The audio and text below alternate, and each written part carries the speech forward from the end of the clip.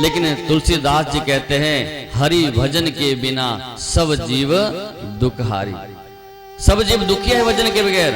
अगर भजन किया तो सब सुखी है, कोई छोटा बड़ा नहीं है। भजन के माध्यम से, भजन के माध्यम से सब अमीर होते हैं, क्योंकि जिसके पास जितना भजन होता है उतना ही अमीर होता है। पैसे से अमीर नहीं होता व्यक्ति। महाराज कितना भजन किया, कितने लाख आपने गायत्री का मंत्र कर दिया, कितने करोड़ अपने गुरु मंत्र को जप दिया, कितने हजारों मंत्र अपने अपने इष्ट राध्या के मंत्र जपे। जिसके बाद जितना तप होगा वो उतना ही अमीर होगा, क्योंकि तप से ही व्यक्ति अमीर होता है। पैसे से अमीर नहीं, पैसा आज है कल नहीं है। आज गरीब है, पैसा नहीं है तो कल अमीर हो जाएगा, उससे कोई फर्क नहीं पड़ता। लेकिन धर्म से व्यक्ति अमीर चाहिए, और धर्म के बगैर कुछ होने वाला नहीं है। बोलिए अनंत भगवान की जय, सतगुरु महाराज की जय। कहते हैं महाराज इस प्रकार जो है ज्ञान देने लगे, सुंदर कथा सुनाते हैं, और आगे चल के जो है ऋषभदेव महाराज की कथा सुनाते हैं। बहुत बड़े संत हुए ऋषभदेव महाराज, जन जन में उनका गुणगान हुआ, और गुणगान करने के बाद जो है उन्हीं के यहाँ पे भरत महाराज जी का प्रादुर्भाव हुआ।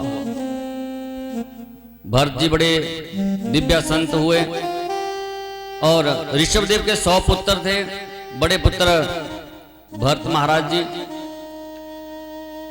सबको ज्ञान देते हैं ऋषभदेव जी कि ऐसा भजन करना चाहिए, काम करना चाहिए। और ज्ञान के बाद जो है भरत के मन में एक दिन विचार आया। क्या विचार आया? ये विचार किया कि महाराज मुझे भजन करना चाहिए। मेरे जितने भाई थे सब विरक्त हो गए भजन करने के लिए, तो मुझे भी भजन के लिए जाना चाहिए। इसलिए भाव प्रकट हुआ कि मैं चलता हूं। तो चले गए नेपाल की ओर, दामोदर कुंड में। नेपाल में जो है दामोदर कुंड गंडकी नदी के किनारे मन किया कि मैं वहां पे हर रोज 100 माला जाप करूंगा, 200 माला का जाप करूंगा, मंत्र जाप जो है। घर में भजन नहीं होता, इसलिए हम वहां चलते हैं। ऐसा विचार हुआ। विचार तो हो गया, चले भी गए घर से, अपने पुत्र को राज सिंहासन में बिठाया, स्वयं चले गए। 200 माला का संकल्प लिया। कहते हैं जल के अंदर खड़े होके अगर भजन किया जाए, जलाशय में खड़े होके अगर भजन किया जाए तो भजन जल्दी सिद्ध हो जाता। बोलिए राधे राधे। गंगा जमुना सरस्वती ऐसे दिव्य नदियों के भाव से जो है वहां पे अगर ऐसा भजन किया जाए तो भजन फलीभूत जल्दी होता है। यही सोचा भरत ने। तो दामोदर कुंड नेपाल में जो है वहां पे चले गए, जहां से शालिग्राम भगवान जी प्रकट होते। बोले शालिग्राम भगवान की जय। नेपाल में है गंडकी नदी, वहां दामोदर कुंड के पास शालिग्राम जो हम यहाँ पूजा करते हैं वहीं से आते हैं सारे।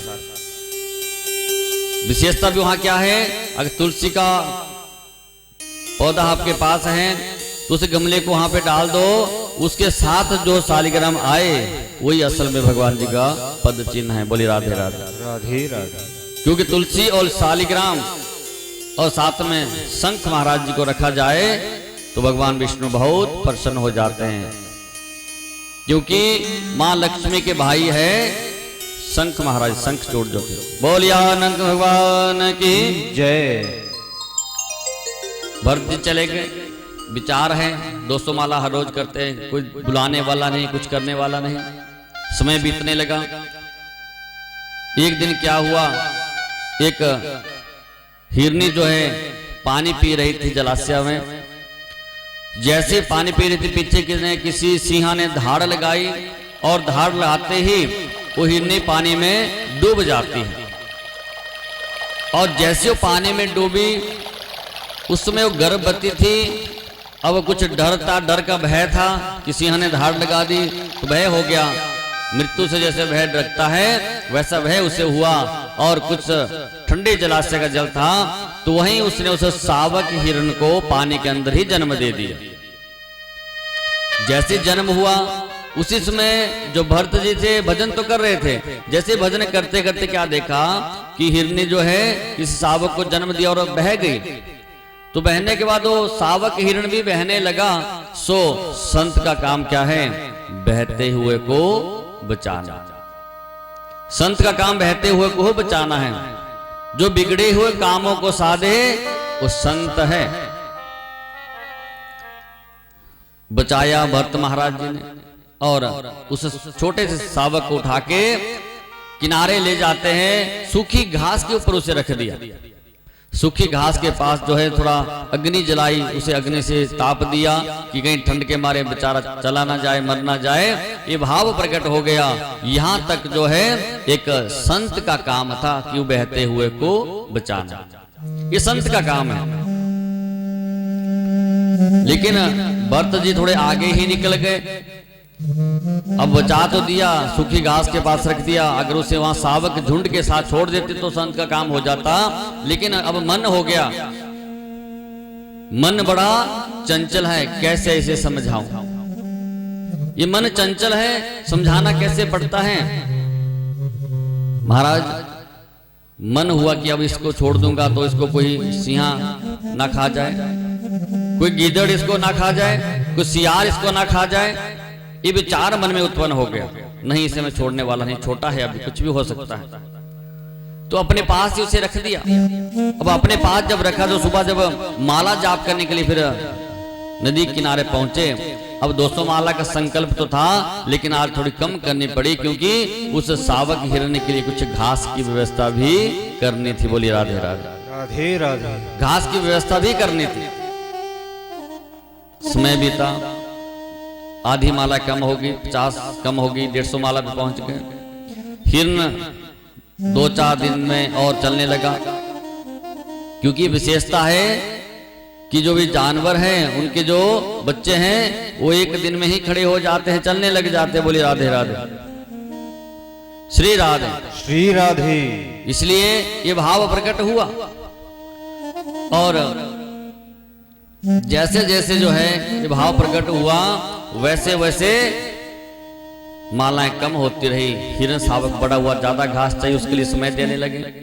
अब जैसे जैसे माला पे बैठते हैं जाप करने के लिए, सो हिरण पीछे से दौड़ के ऊपर कूदने लगा। अब उसके अंदर जो है मोह आने लगा। और शास्त्र कहते हैं मोह नरके गति। जीव को जब किस चीज से मोह हो जाता है तो नरक की ओर जीव जाना शुरू हो जाता है, पतन हो जाता है। मोह आना शुरू हुआ।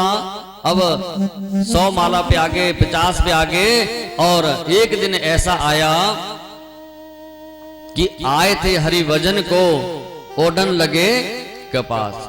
आए तो हरिभजन करने थे घर से, लेकिन यहाँ तो अब घास वगैरह करके उसके सारा देखभाल करके जो समय बचता था उसमें खेल कूद में अब दोनों खेल रहे हैं। जितना समय है शावक हिरण के साथ। और जैसे जैसे व्रत के अंत समय आया, अब मोह हो गया उस हिरण से। और मोह होने के बाद जो है ऐसा भाव उत्पन्न हो गया कि अब मैं जब चला जाऊंगा तो मेरे बाद इस हिरण का क्या होगा, इसे कोई खा जाएगा। ऐसा ही चिंतित हो गए। और कहते हैं अंते मति सो गति। अंत में जैसी व्यक्ति की मति होती है वैसी आगे गति प्राप्त हो जाती है। इसलिए अगर किसी चीज में मोह हो जाए, किसी जानवर में ही मोह हो गया मरते मरते, किसी भी वस्तु में मोह हो गया, वही चीज आगे वो बन जाती है। बोलिए राधे राधे।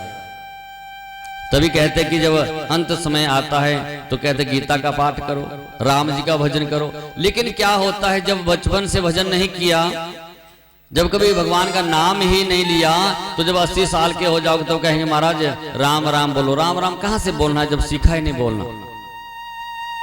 तभी कहा कि जो यात्रा भी है वो स्वस्थ अवस्था में करो। जब हमारा जीवन है उस जीवन काल में यात्रा का प्रारंभ करो। ऐसा नहीं कि महाराज जब बूढ़े हो जाएंगे 80 साल के जब यात्रा करना शुरू करेंगे तब कहाँ यात्रा कर पाओगे, ना चला जाएगा, सांस फूलेगी, टांगों में दर्द हो जाएगा। बोलिए राधे राधे। इसलिए कहा कि यात्रा जो है जवानी अवस्था में करनी प्रारंभ कर देनी चाहिए। जैसे जैसे समय मिले यात्रा कर दो अपने जीवन में। भगवान का ब्रह्मांड के दर्शन भी करने आवश्यक है, तो मालूम पड़ता है कि कहाँ कहाँ भगवान ने कौन सी लीलाएं की थी। चारों तरफ भ्रमण करना भी परम आवश्यक रहता है। और ऐसा प्रभाव हुआ कि जब भरत की मृत्यु हुई तो हा हिरन करते करते सांस छोड़ दिए।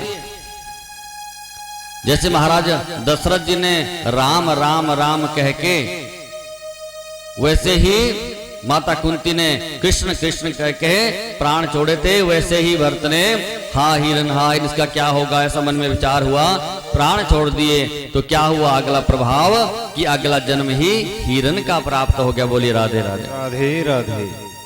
हिरन का जन्म प्राप्त हुआ, लेकिन उस हिरन को सब मालूम है पूर्व जन्म का कि मैं ऐसा एक राजा था, भरत मेरा नाम था, मैं दामोदर कुंड भजन करने के लिए आया था, लेकिन मोह के कारण मुझे आज हिरन बनना पड़ा। अपने कर्म को मैंने ज्यादा ही निभाया तो मोह कर दिया। तो अब क्या करते हैं कि सब हिरणों के झुंड से अलग रहते हैं। बाकी हिरन हरा हरा घास खाते हैं, वो सूखा खाते हैं, क्योंकि हरे घास में भी छोटे कीटाणु होंगे, कोई छोटा जीव होगा, खाया जाएगा तो उससे भी पाप लगेगा। तो पाप जब लगता है तो पाप भोगना भी पड़ता है। पाप चाहे गलती से करो चाहे जानबूझ के, उसका फल भोगना ही पड़ता है। लोग कहते हैं महाराज गलती से पाप हो गया, हमने सोचा नहीं था।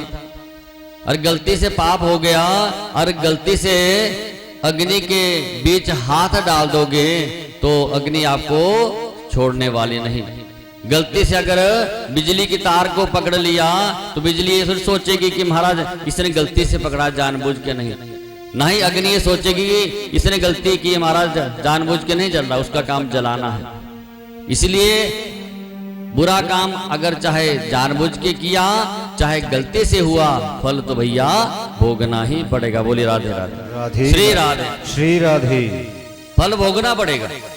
अब हिरन एक एक किनारे रहते हैं, बड़े हो गए, सारे हिरन कहीं एक तरफ जाते हो अकेले रहते हैं।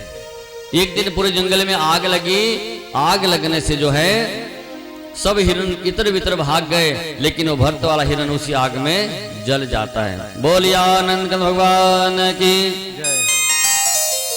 जैसे वहां जला, भगवान ने कृपा की, भक्तों के ऊपर भगवान कृपा करते हैं और तीसरा जन्म जो है अंगिरस पंडित जी के यहाँ पे उन्हें दे दिया गया। भगवान लीला करते, भगवान तो कहते हैं तू एक कदम मेरी ओर बढ़ा के तो देख, फिर देख मैं 9 कदम में स्वयं तुम्हें पकड़ने के लिए आता हूं। सुदामा जी भगवान जी के संध्या में गए, भगवान जी स्वयं दौड़े थे, सुदामा को गले से लगाया, मित्र भाव को जगाया। मित्रता कैसे होनी चाहिए?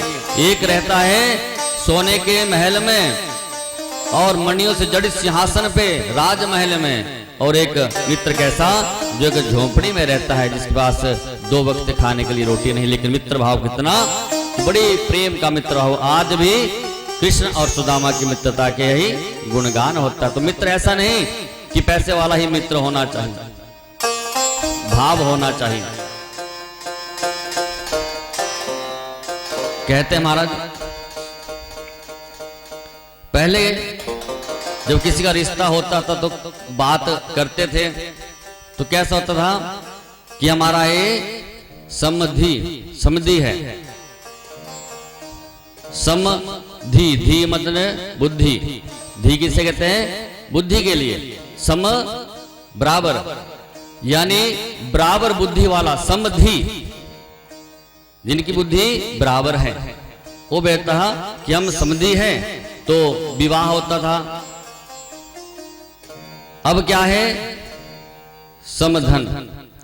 समधन, समधन का मतलब क्या है कि बराबर है, लेकिन धन आ गया जिसके पास बराबर धन है।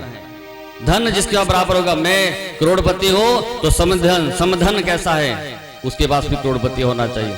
अब बुद्धि हट गई, बुद्धि चाहे बेकार है, चोर है, लुटेरा है, डाकू है, कुछ भी है, उसकी कोई गारंटी नहीं।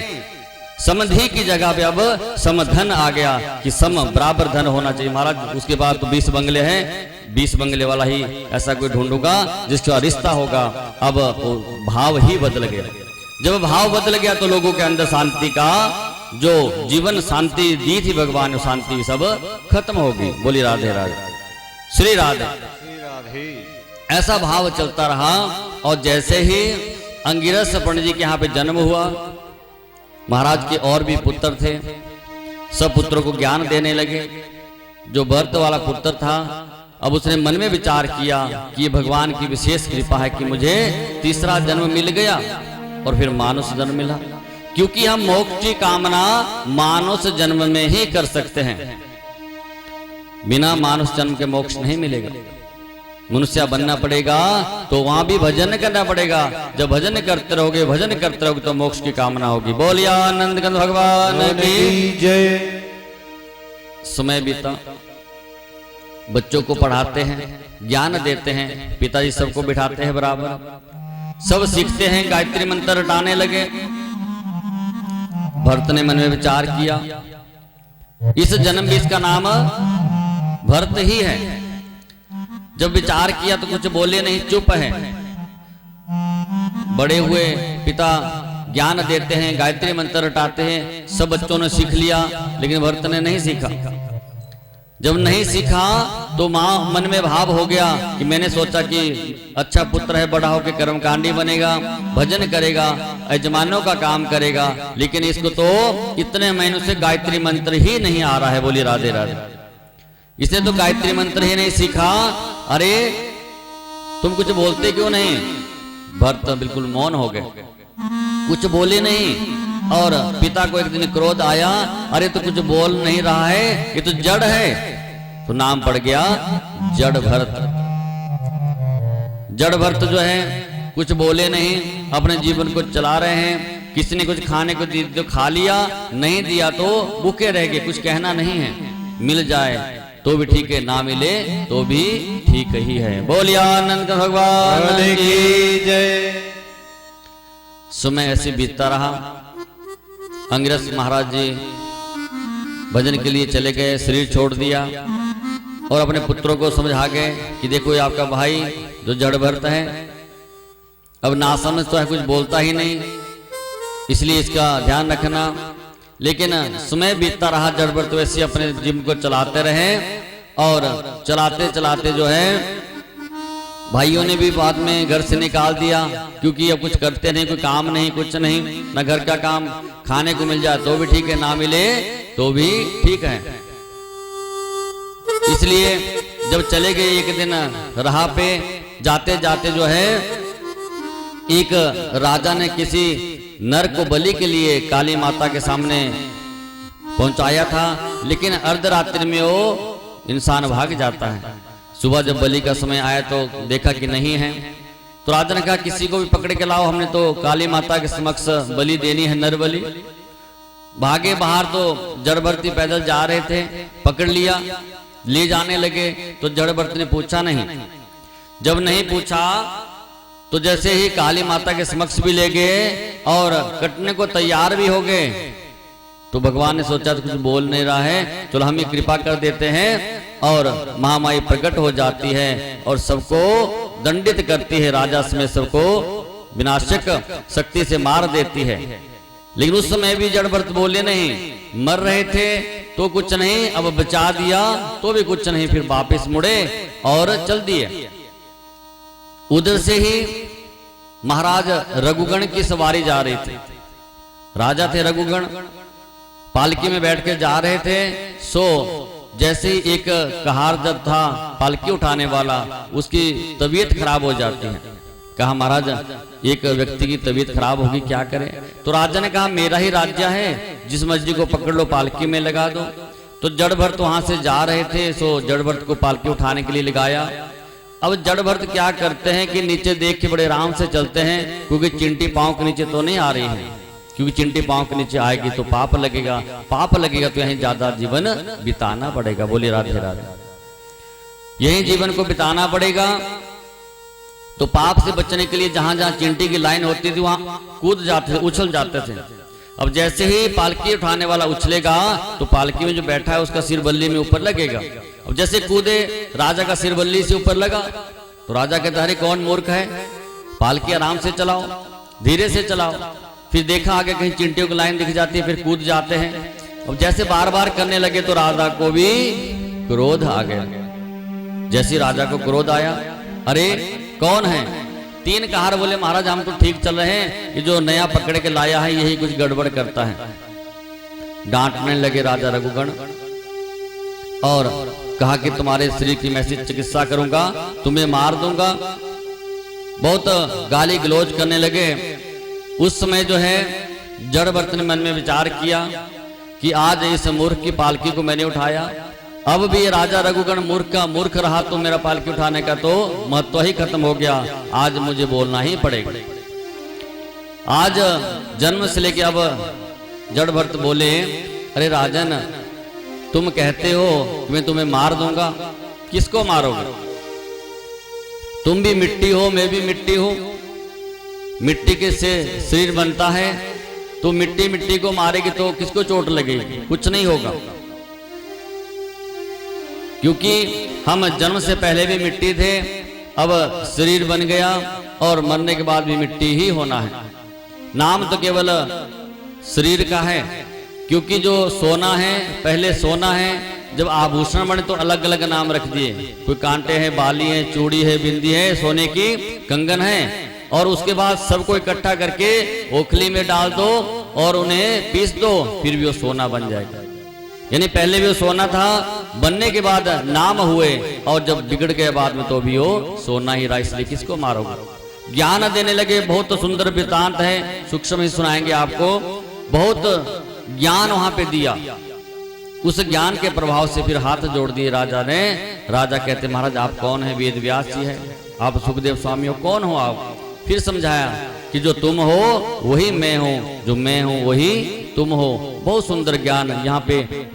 बहुत वृत्तांत चला, जड़भरत और राजा रघुगण का वृत्तांत चला। उसके बाद जो है जड़भरत ने इतना ज्ञान दिया रघुगण के लिए कि रघुगण ने उसी समय अपने राज्य का त्याग कर दिया और उन्हीं के साथ जो है भजन के लिए चले गए। बोलिए आनंद भगवान की जय। सूक्ष्म से सूक्ष्म है, वृत्तांत तो बहुत हुआ, बहुत वार्तालाप हुई, लेकिन आपको तो शॉर्ट जो है सूक्ष्म सार तत्व है। उसके प्रभाव से कहा कि भजन के प्रभाव से सब कुछ त्याग दिया, और त्याग भी उसे ही कहते हैं जब सब कुछ हो तो त्यागना चाहिए। बोलिए राधे राधे। सब कुछ होते हो त्यागना चाहिए। अगर 56 प्रकार के व्यंजन रखे हुए हैं तो कहो कि मुझे नहीं खाने, मुझे भूख नहीं है, कुछ मिले ही नहीं, कहा महाराज मेरे तो आज व्रत है, कुछ खाया नहीं सुबह से, तो महाराज आज तो व्रत ही हो गया। व्रत ही ले लेते हैं क्योंकि मजबूरी वाला व्रत हुआ। तो कहते हैं अगर त्याग है सब कुछ होते हुए, जैसे आपके पास चरण पादुका रखी है गाड़ी में, सबने त्याग किया कि हम नंगे पांव चलेंगे, ऐसा नहीं कि आपके पास चरण पादुका नहीं है, ये त्याग है, सब कुछ है, लेकिन हमने त्याग करना है, उसी सच्चा त्याग कहते हैं। बहुत कुछ अपने पास है, लेकिन हम फिर भी अपने आप को छोटा समझ के रखना चाहिए। व्यक्ति कितना भी बड़ा हो जाए फिर भी उसे अपने आप को छोटा ही समझना चाहिए। कितना भी ऊंचा क्यों व्यक्ति ना हो जाए, पांव उसके जमीन में ही होने चाहिए। घी अगर पानी की तरह हो जाए तो भी उसे घी की तरह ही बरतना चाहिए, और शक्कर अगर मिट्टी की तरह हो जाए तो भी उसे शक्कर की तरह ही बरतना चाहिए। ऐसा नहीं कि आपके पास अगर हजारों क्विंटल घी है तो आप कपड़े धोने को घी लगा दो, नहाने के लिए घी लगा दो कि घी हमारे पास है, नहीं। जो उसकी क्वालिटी अपनी है उस हिसाब से उसे बर्ताव व्यवहार में लाना चाहिए। 2 मिनट हरि भजन बड़े भाव के साथ जो है और बड़े आनंद लेते हुए आज की यात्रा जो है रमण रेती में जाएंगे, जहां भगवान जी लोट वोट हुए थे। 84 खंबा जहां भगवान जी पहुंचे और लीलाएं की। रमण रेती जहां जन्म हुआ भगवान जी का, कारागार के दर्शन भी आप करोगे बड़े भाव के साथ जो है। 2 मिनट हरि भजन बड़े भाव के साथ। मन चल रे वृंदावन धाम, राधे राधे गाए। मन चल रे वृंदावन धाम, राधे राधे गाएंगे। मन चल रे वृंदावन धाम, राधे राधे गाएंगे। मन चल रे वृंदावन धाम, राधे राधे गाएंगे। तेरा कौड़ी लगे ना दाम, राधे राधे गाएंगे। तेरा कौड़ी लगे ना दाम, राधे राधे गाएंगे। ओ राधे राधे गाएंगे, राधे राधे गाएंगे। ओ राधे राधे गाएंगे, श्यामा चल रे